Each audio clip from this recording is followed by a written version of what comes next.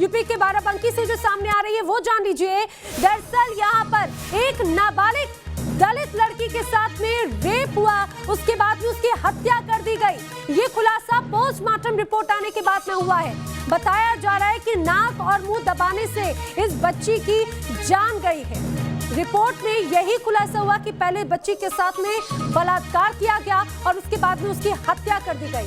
हाथरस से भी ज्यादा बाराबंकी में खौफनाक वारदात ये हुई, इसे कहा जा सकता है। और केस में अभी भी अगर ये बात की जाए तो अब इस पूरे मामले की जो जांच अभी तक की जा रही थी, अब उसमें रेप की भी धाराएं जोड़ी जा रही हैं। अनिल यादव हमारे सहयोगी हमारे साथ में जुड़ रहे हैं। अनिल, एक के बाद एक ये कहा जाए हाथरस का मामला अभी सुलझा भी नहीं, शांत भी नहीं हुआ।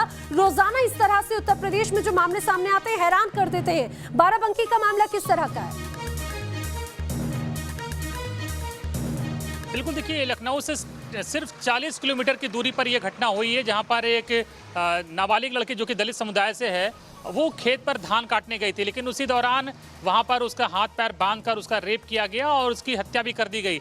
और अब पुलिस ने रेप की धाराएं बाद में बढ़ाई पोस्टमार्टम के बाद। और जिन डॉक्टर्स ने पोस्टमार्टम किया है बाराबंकी को, उनका कहना है कि उन्होंने अपने लाइफ में इतना विभत्स केस का पोस्टमार्टम कभी नहीं किया, क्योंकि जिस दरिंदगी से उस लड़की की हत्या की गई है वो काफ़ी दिल दहलाने वाला है। स्थानीय लोग तो कह रहे हैं कि ये हाथरस से भी या हाथरस से कम की घटना नहीं है।